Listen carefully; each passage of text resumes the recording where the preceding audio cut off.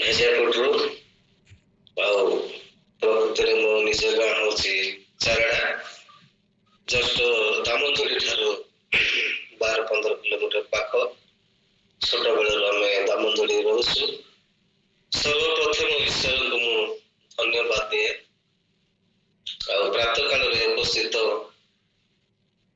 ପ୍ରଭୁଙ୍କର ଦାସ ଦାସୀ ପୁଣି ଅର୍ଗାନାଇଜ କରିଥିବା ରାହୁଲ ସାର୍, ବିନୟ ସାର୍, ପୁଣି ମଧୁସ୍ମିତା ଦିଦି, ପୁଣି ପ୍ରଭୁଙ୍କର ସନ୍ତାନ ସନ୍ତତି ମାନଙ୍କୁ ଏହି ଏର୍ଲି ମର୍ଣ୍ଣିଂ ପ୍ରେୟର ଗ୍ରୁପ ସମସ୍ତଙ୍କ ପ୍ରଭୁ ଯୀଶୁ ଖ୍ରୀଷ୍ଟଙ୍କ ନାମରେ ମୋ ପରିବାର ତରଫରୁ ପ୍ରେଜ୍ ଦ ଲର୍ଡ, ନମସ୍କାର।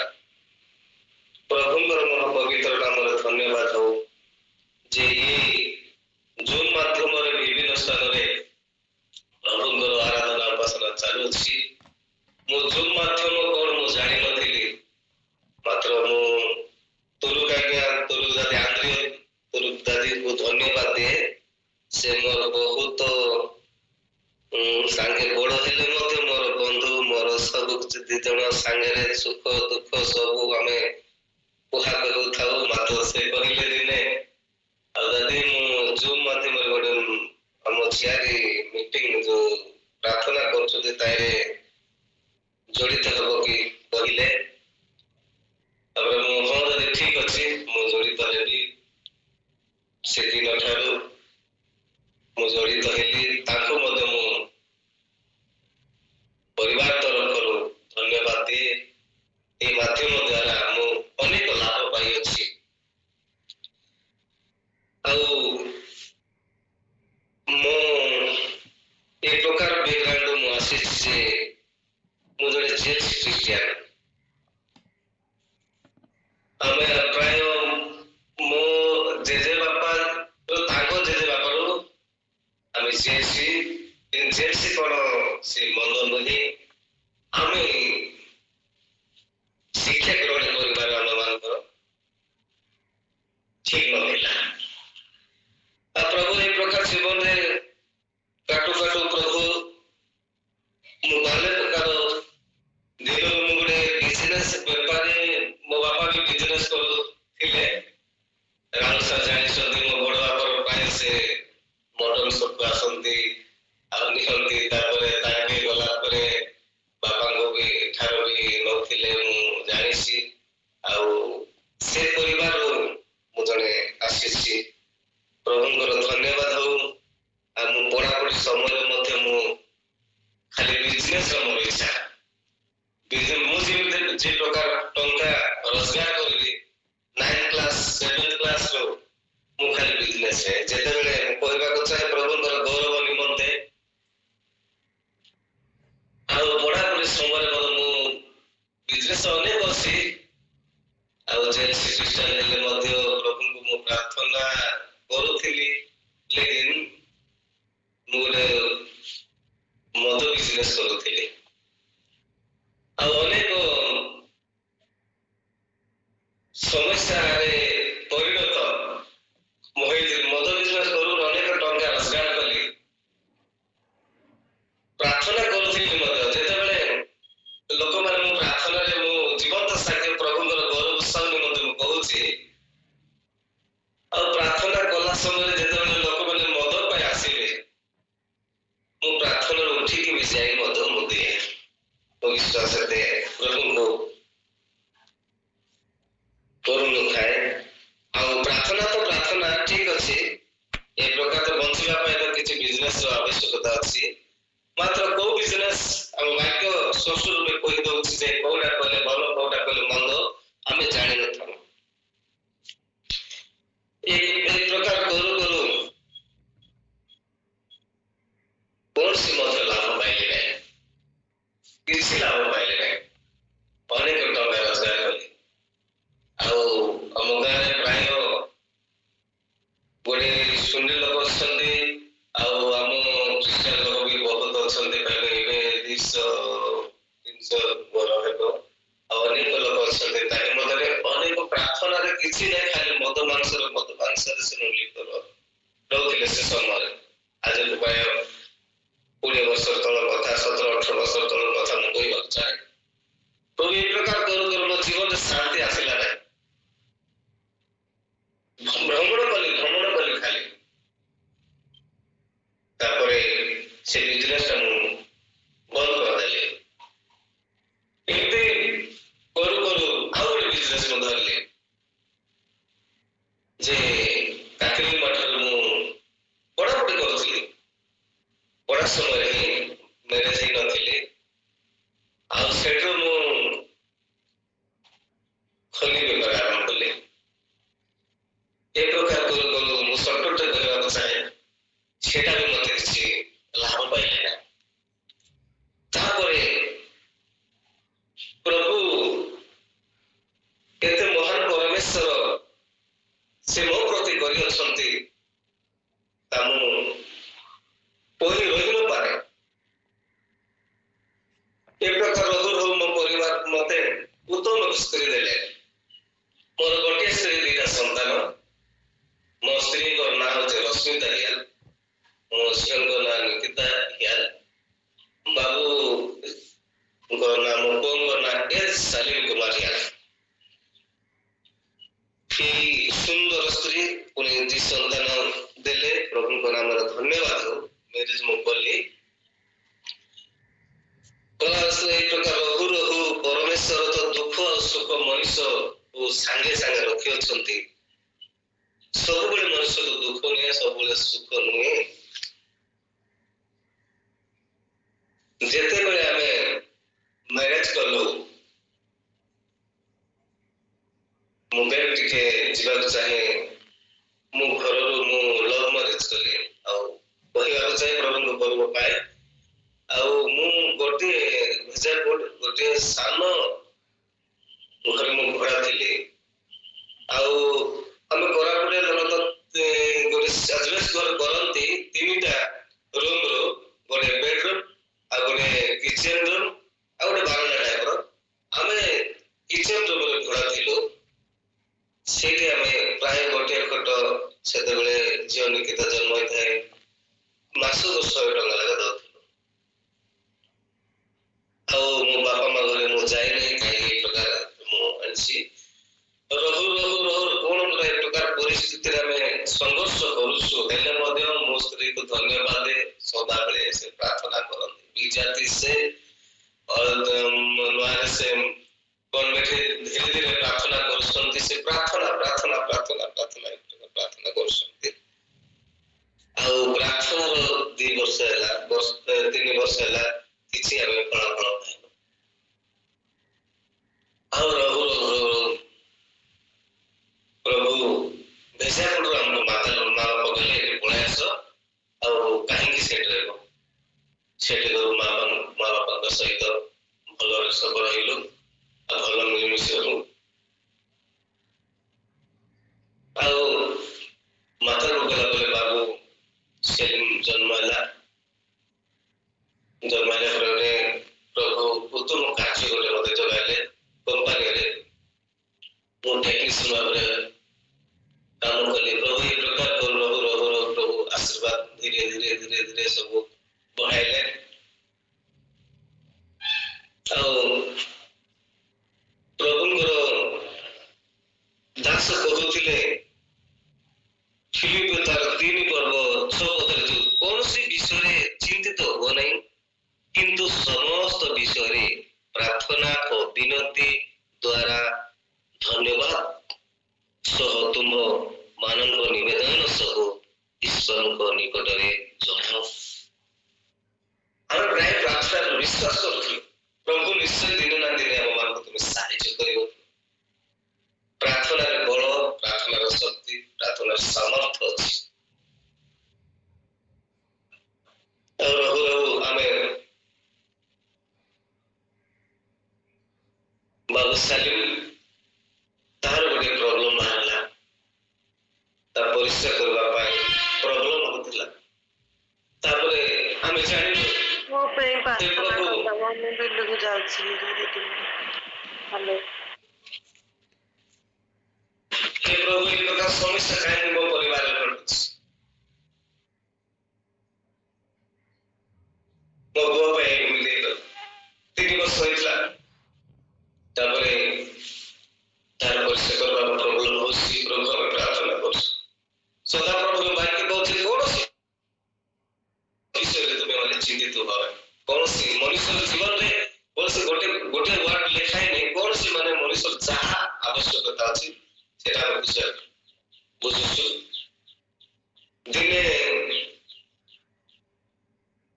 এই প্রকার প্রার্থনা কରୁ কରୁ ସଦାବେଳେ ମୋ ସ୍ତ୍ରୀକୁ ଧନ୍ୟବାଦ ଦିଏ। ସେ ଟାଉନସିପକୁ, ଭେଜାପଟକୁ, ମାଥାଲପଟକୁ, କଚକମିଟିକୁ ବିଭିନ୍ନ ସ୍ଥାନରେ ସେ ପ୍ରାର୍ଥନା କରୁଥିଲେ ପୁଅକୁ ନେଇକି। ପ୍ରଭୁ ଗୋଟେ ସନ୍ତାନ ମତେ ଜଗାଇଛ, ତା ତୁମର ଆମେ କିଛି କରିପାରିବା ନାହିଁ। এই ପ୍ରକାର ପ୍ରାର୍ଥନା ଆମେ କରୁଛୁ, ଖାଲି ପ୍ରାର୍ଥନା କରୁଛୁ।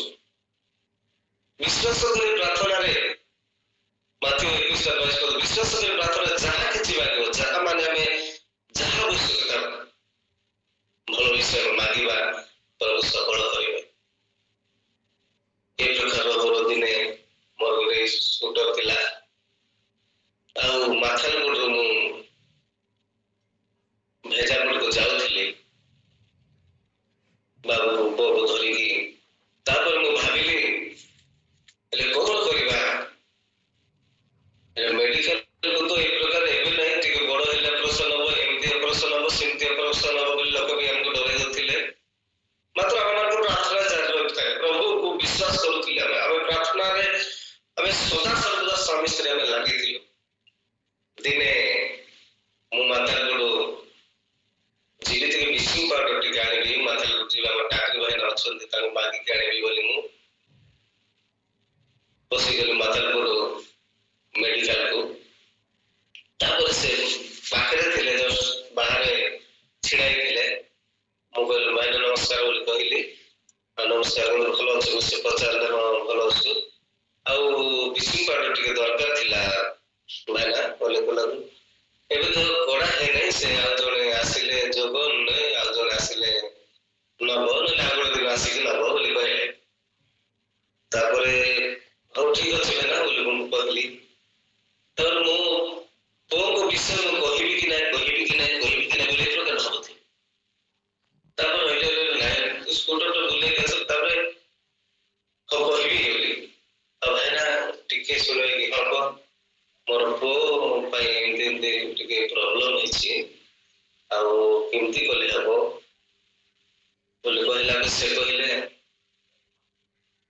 ଠିକ ଅଛି, ତମର ଭାଗ୍ୟ ବହୁତ ଭଲ, ସେ ଦେଖିଦେଲେ ବହୁତ ଭଲ। ଭୁବନେଶ୍ୱରରୁ ଗୋଟେ ବଡ ମେଡିକାଲ ସାର୍ ଜଣେ ମିଟିଂ ପାଇଁ ଏଠି ଆସିଅଛନ୍ତି, ଆଉ ତାଙ୍କୁ ଦେଖା କର। ତାପରେ ମୁଁ ଧନ୍ୟବାଦ ପ୍ରଭୁ, ତୁମର ଇଚ୍ଛା କର। ତାପରେ ହଉ ଠିକ ଅଛି ଭାଇନା, ଯେମିତି ହେଲେ ଟିକେ ଦୟାକରି କରନ୍ତୁ। ହଉ ଠିକ ଅଛି, କିଛି ବାଧା ନାହିଁ, ମିଟିଂ ଯେମିତି ସାରିବେ ଆଉ ସେ ପଳାଇବେ, ତୁମେ ରହିବାକୁ ପଡ। ଆଉ ଠିକ ଅଛି ମୁଁ ରହିବି, ପୁଅକୁ ଧରିଛି, ତୁମେ ଏଇଠି ଥାଅ, ଗାଡି ଥାଅ, ବାହାରେ ଥାଅ, ମୁଁ ଇଆଡେ ଅଛି। ଯେତେବେଳେ ସାରେ ଆସିଲା ସାଙ୍ଗେ ସାଙ୍ଗେ ବାହାରେ ମୁଁ କହିଦେବି, ଦେଖାଇଦେବି, ତାପରେ କଣ କହିବେ ତାଙ୍କେ ବୋଲି କହିଲେ। ହଉ ଠିକ ଅଛି ବୋଲି କହିଲି। ସେ ସମୟରେ ସାର୍ 5 ମିନିଟ 10 ମିନିଟ ଏମିତି ହେଲା ବାହାରୁ ନାହାନ୍ତି। ସେ ସମୟରେ ମତେ ଗୋଟେ କଲ୍ ଆସିଲା, ଆଉ ପ୍ଲାଣ୍ଟ ଗେଟରୁ ମତେ ଜଣେ କମ୍ପାନୀ ଲୋକ, କମ୍ପାନୀ କଣ୍ଟ୍ରାକ୍ଟର ଫୋନ କଲେ। ଆଉ କୋଉଠି ଅଛ? ନା ମୁଁ ଏମିତି ମାଥାଲ ପଡୁଛି, ମେଡିକାଲ ପାଖରେ ଅଛି। ହଁ ଟିକେ ଜଲ୍ଦି ଆସ, ଆଉ ପଇସାଟା ନେଇଯିବ, ଆଉ ମୋର ବି କାମ ଅଛି, ମୁଁ ଭିତରକୁ ପଳେଇଦେବି, ଗେଟ୍ ବାହାରେ ଆସ, ମୁଁ ଜଗିଛି ବୋଲି ସେ ଫୋନ କଲେ। ମୋର ଗୋଟେ ବଟନ ଫୋନ ଥିଲା ତାଙ୍କରେ। ତାପରେ କଣ କରିବି ପ୍ରଭୁ, ମୁଁ ପୁରା ନିରାଶ ହେଇଗଲି। ଏପଟେ ପଇସା ପାଇଁ ଯିବି, ନାଇଁ ପୁଅକୁ ଦେଖେଇବି, ଏ ପ୍ରକାର ପ୍ରଭୁ ମୁଁ କଣ କରିବି? ପ୍ରାର୍ଥନା କରୁଛି। ପ୍ରଥମ କରନ୍ତି 15:58 ପଦ ଅନୁସାରେ, ହେ ଭାଇମାନେ ପ୍ରଭୁଙ୍କର ସେବାରେ ଆମେ ସେବାରେ ଅଛୁ, ତୁମମାନଙ୍କର ପରିଶ୍ରମ ନିଷ୍ଫଳ ନୁହେଁ, ଏହା ଜାଣି ଅଧିକ ରୂପେ ଯତ୍ନ ନିଅ। ଆମେ ପ୍ରାର୍ଥନା କରୁଛୁ। ତାପରେ ସେ ଲୋକ ଫୋନ କଲେ, ଜଲ୍ଦି ଆସ, ମୁଁ ଦେଇକି ତୁମକୁ ବାହାର କରିବି। ହଉ ମୁଁ ଭାବିଲି ଆଉ ଗୋଟେ 500 ସମୟରେ ଟଙ୍କା କିଛି ନଥିଲା। ତାପରେ ସାର୍ ଯେତେବେଳେ ଏଠି ଆସିଲେ ପଳାଇବେ, ବାବୁର ପୁଅର ଅପରେସନ ହେଇପାରିବ ନାହିଁ, କିଛି କହିହେବନି, କଣ କରିବି? ପ୍ରଭୁକୁ ମୁଁ ପ୍ରାର୍ଥନା କଲି, ପ୍ରଭୁ ତୁମର ଇଚ୍ଛା ପ୍ରତି ଘଟୁ। ପ୍ରାର୍ଥନା କଲି, ବୋଲେ ମୁଁ ପ୍ରାର୍ଥନା କଲି, ଯେମିତି ହେଲେ ଯିବି ନିଶ୍ଚୟ ପ୍ରଭୁ ସାର୍କୁ ମୁଁ ଆସିବା ପୂର୍ବରୁ ମୁଁ ଆସିଲା ପରେ ସେ ବାହାରକୁ ବାହାରିବେ ବୋଲି ସେ ପ୍ରକାର ମନେ ମନେ ଭାବି ମୁଁ ପ୍ରାର୍ଥନା କରିକି ଜଷ୍ଟ ସ୍କୁଟର ଧରିକି ସ୍ପିଡରେ ଗଲି, ପୁଅକୁ ମୁଁ ଆଗରେ ରଖିଦେଲି, ଛିଡା କରିଦେଲି।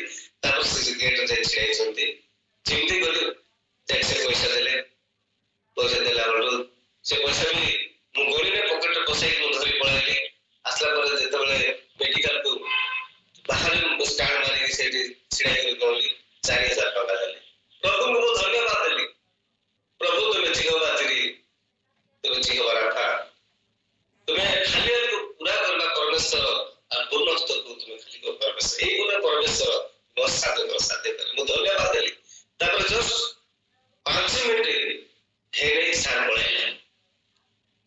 ପ୍ରଭୁଙ୍କୁ ଧନ୍ୟବାଦ ଦେଲି। ଆଉ ପ୍ରଭୁ ମନେ ମନେ ମୁଁ ପ୍ରାର୍ଥନା କରୁଛି, ପ୍ରାର୍ଥନା କରୁଛେ, ପ୍ରଭୁ ତୁମେ ମହାନ ସତ୍ୟ ପରମେଶ୍ୱର।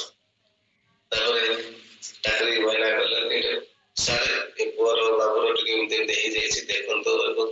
ତାଙ୍କୁ ଦେଖିଦେଲେ ଅପରେସନ ଥିଏଟରକୁ ନେଇଯାଉ ବୋଲି କହିଲେ, ମାଥାପଟେ ନେଇଗଲେ, ନେଇକି ତାଙ୍କ ସାର୍ ବି ଗଲେ।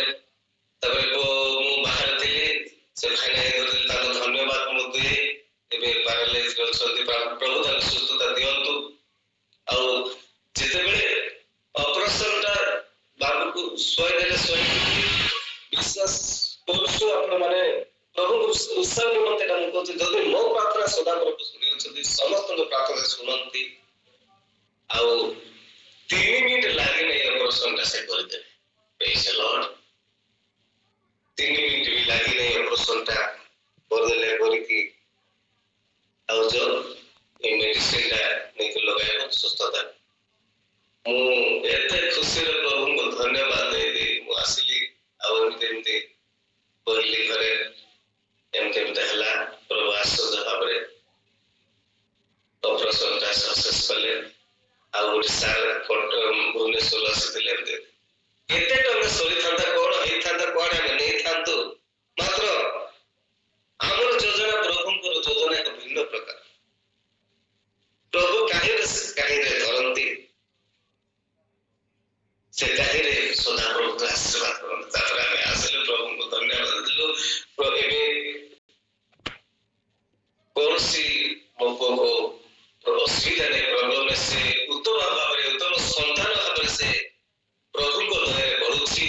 ଆଉ ଚର୍ଚ୍ଚ ମାଧ୍ୟମରେ ସେ ଚର୍ଚ୍ଚରେ ବାଦ୍ୟ ବଜାଏ, ଆଉ ଯୋଉ ବାଦ୍ୟ ମଧ୍ୟ ସେ ବଜାଇବାକୁ ସଦାପ୍ରଭୁ ତାକୁ ଆଶୀର୍ବାଦ କରୁଛନ୍ତି। ତା ନିମନ୍ତେ ପ୍ରାର୍ଥନା କରନ୍ତୁ। ପ୍ରଭୁ ସେ ନିଶ୍ଚୟ ସେ ଦୟାକାରୀ, ପ୍ରେମକାରୀ, ସେ ମଙ୍ଗଳମୟ ପରମେଶ୍ୱର, ତାଙ୍କର ମଙ୍ଗଳ ଦାନ ପାଇଁ ଆମେ ବାସୁର ନାହୁଁ। ସଦା ସର୍ବଦା ଆମେ ପ୍ରାର୍ଥନା ଏବେ ପର୍ଯ୍ୟନ୍ତ ଏ ସନ୍ତାନ ପାଇଁ ଆମେ କରୁଛୁ। ଆଉ ପ୍ରଭୁରେ ହିଁ ଗଳନ୍ତୁ। ଏବେ କୌଣସି ସେ ପ୍ରକାର ସଂଘର୍ଷ କରୁ ପ୍ରଭୁଙ୍କ ଠାରେ ଆମେ ପ୍ରାର୍ଥନା କରୁଛୁ। ପ୍ରଭୁ ଅନେକ ଆଶୀର୍ବାଦ କରିଅଛନ୍ତି। କୌଣସି ମଧ୍ୟ ମଣିଷ ଜୀବନରେ ବର୍ତ୍ତମାନ ପାଇଁ କୌଣସି ଅସୁବିଧା ଆମମାନଙ୍କୁ କରିନାହାନ୍ତି। ଉତ୍ତମ ସ୍ତ୍ରୀ, ଉତ୍ତମ ସନ୍ତାନ ସନ୍ତତି, ଉତ୍ତମ ଘର, ଉତ୍ତମ ଗାଡିର ସବୁ ପ୍ରଭୁ ଯୋଗାଇଛନ୍ତି। ସେଥିପାଇଁ ତାଙ୍କରି ଦୟା ପାଇଁ ଆମେ ଯିବା। ଆଉ এই ପ୍ରକାର ସମସ୍ୟାରେ ରହିଲା ପରେ ସଦାପ୍ରଭୁ ଆମେ ଦୟା କଲେ, ଅନୁଗ୍ରହ କଲେ। ଆଉ ସେ ପର୍ଯ୍ୟନ୍ତ ଜଗତର ଶେଷ ନିଶ୍ୱାସ ପର୍ଯ୍ୟନ୍ତ ଆମ୍ଭେମାନେ ଯେ ପ୍ରକାର ପ୍ରାର୍ଥନାରେ ବଢିବୁ, ପ୍ରାର୍ଥନା ଲାଗି ରହିବୁ। ଦୟାକରି ମୋ ପରିବାର ପାଇଁ ପ୍ରାର୍ଥନା କରିବେ। ଆଉ ଗୋଟେ, ଆଉ ପରମେଶ୍ୱରଙ୍କୁ ସେଇ ଦିନ ଦେଖିବା ପାଇଁ, ଆଜିର ଦିନରେ କଥା କହିବା, ପ୍ରଭୁଙ୍କର ସାକ୍ଷ୍ୟ ଦେବା ପାଇଁ ମତେ ପରମେଶ୍ୱର ସୁରକ୍ଷା କରି ରଖିଛନ୍ତି। ଯେ ଦିନ ମୁଁ ଛୋଟ ଥିଲି, ଆଉ ମୋର ବାପା ମା ଯେତେବେଳେ ବାହାରେ ଯେତେବେଳେ କାମ କରୁଥିଲେ,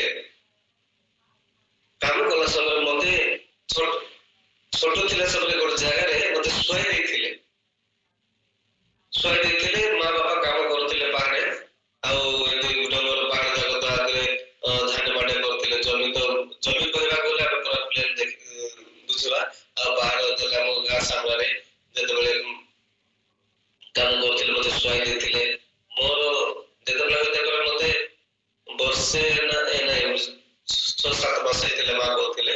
ଆଉ ସେତେବେଳେ ଗୋଟେ ସାପ ଆସିକିରି ମୋର ଚାରିଆଡେ ବୁଲି କରି ପୁରା ପୁରା ମୋ ଉପରେ ଖେଳୁଛି ବୋଲି ଚଳେ ମା କହୁଥିଲେ। ତାପରେ ଦେଖିଦେଲେ ବାପା ମା ଆଉ ପିଲା ମରିଗଲା, ଆଉ କିଛି ନାହିଁ, ପିଲା ମରିଗଲା ବୋଲି ଏ ପ୍ରକାର ସେମାନେ ଚିତ୍କାର କରୁଥିଲେ। ତାପରେ ପ୍ରଭୁଙ୍କର ଇଚ୍ଛା କଣ, ତାଙ୍କର ଅନୁଗ୍ରହ ଦ୍ୱାରା ଆଜି ତାଙ୍କର ସାକ୍ଷ୍ୟ ସ୍ୱରୂପ ହେବା ପାଇଁ, ତାଙ୍କର ଜୀବନ୍ତ ସାକ୍ଷ୍ୟ କହିବା ପାଇଁ ମତେ ଆଜି ସୁଯୋଗ ଦେଇଅଛନ୍ତି। ତାପରେ ବାପା ମା ବହୁତ କାନ୍ଦୁଥିଲେ ପିଲା ମରିଗଲା ବୋଲି, ମାତ୍ର ପ୍ରଭୁ ରକ୍ଷା କଲେ। ସେ ସର୍ବ ଚାରିଆଡେ ଖେଳିକରି ଚାଲିଗଲା, ପ୍ରଭୁ ତାହିଁରେ ମତେ ବଞ୍ଚାଇଲେ। ହାଲେଲୁୟା। ଆଉ ଆମେନ୍ ଆମେନ୍। ବହୁତ ଧନ୍ୟବାଦ।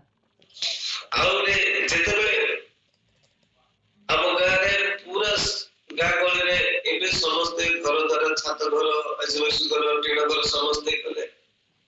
ଆଗରେ ଚାଳ ଘର ସବୁ ଥିଲା। ଆଉ ମୋର ମା ମତେ ଶୁଆଇ ଦେଇକି ନଦୀରେ ଯାଇଛି। ନଦୀରେ ଗଲା ପରେ ଗାଁ ସାରା ପୁରା ନିଆଁ ଲାଗିଯାଇଛି। ତାପରେ ମାଆକୁ ମନେ ପଡିଲା ଯେତେବେଳେ ପୁଅକୁ ମୁଁ ଶୁଆଇ ଦେଇକି ନଦୀରେ ଆସିଛି, ନାଇଁ ଘର ପୋଡିଗଲା ଗାଁ ସାରା। ତାପରେ ଯେତେବେଳେ ବାପା ମାଥାଲ କରୁଥିଲେ, ସେ ତ ବେପାର କରୁଥିବା ଲୋକ, ମାଥାଲ କରୁଥିଲେ। ମା ଜଣେ ଅଛନ୍ତି ଆମର ଅଜା ଥିଲେ। ତାପରେ ତାଙ୍କର ବାପା କହିଲେ ବାପା ଭିତରେ ଅଛି ବୋଲେ ସେ ଯେତେବେଳେ ଶିଗୁଳିଟା ପକାଇଥିଲା, ସେ ଆମ ଅଜା ପୁରା ଜୋରରେ ଲାତ ମାରିକି ଯାଇ କବାଟା ଭାଙ୍ଗି କରି ଯାଇ ମତେ ଉଦ୍ଧାର କରି ଆଣିଲେ। ପ୍ରଭୁ କେତେ ମହାନ ପରମେଶ୍ୱର। ଯଦି ଆମେ ସେଦିନର ଆଉ ଏ ଦିନ ଯଦି ଆମେ ଦେଖିବା, ଆଉ ପ୍ରଭୁ ତାଙ୍କର ଏକ ଯୋଜନା ଭିନ୍ନ ପ୍ରକାର ଯଦି ପ୍ରଭୁଙ୍କ ବଳକୁ ନ ଯାଇଥାନ୍ତି, ଆଜିର ଦିନ, ଆଜିର ଏଇ ସାକ୍ଷ୍ୟ ମୁଁ କହି ପାରିନଥାନ୍ତି। ସଦା ପ୍ରଭୁ ସୁସ୍ଥ ସବଳ ରଖିଲେ, ସୁରକ୍ଷା କଲେ, ଆଉ ଆଜିର ଦିନରେ ଜୀବିତ ରଖିଲେ ଏବଂ ଜୀବିତ ପ୍ରାଣୀ ରୂପେ ମତେ ଗଣିତ କରିଛନ୍ତି। ସେଥିପାଇଁ ପ୍ରଭୁଙ୍କର ମହା ପବିତ୍ର ନାମକୁ ଧନ୍ୟବାଦ ଦେଇପାରେ। ପ୍ରିୟ ପ୍ରଭୁଙ୍କର ଲୋକମାନେ, ପ୍ରଭୁ ମୋ ଜୀବନରେ ଅନେକ ଆଶ୍ଚର୍ଯ୍ୟ କର୍ମ କରିଅଛନ୍ତି। ଅନେକ ସାକ୍ଷ୍ୟ ଅଛି, ମୋର ମଧ୍ୟ ସାକ୍ଷ୍ୟ ଅଛି। ଆଉ ଟାଇମ୍ ଅଳ୍ପ ହେତୁ ମୁଁ ଏଇ ପ୍ରଭୁଙ୍କର ଗୌରବ ନିମନ୍ତେ ମୁଁ ଅଳ୍ପ ସମୟ ସାକ୍ଷ୍ୟ କହି ସମାପ୍ତ କରୁଛି। ମୋ ପରିବାର ପାଇଁ, ମୋ ଦି ସନ୍ତାନ ପାଇଁ, ମୋ ଝିଅ ପାଇଁ ଦୟାକରି ପ୍ରେୟର କରିବେ। ଏ ସାକ୍ଷ୍ୟ ଦ୍ୱାରା ସଦା ପ୍ରଭୁ ଗୌରବ ପାଆନ୍ତୁ। ଆମେନ୍।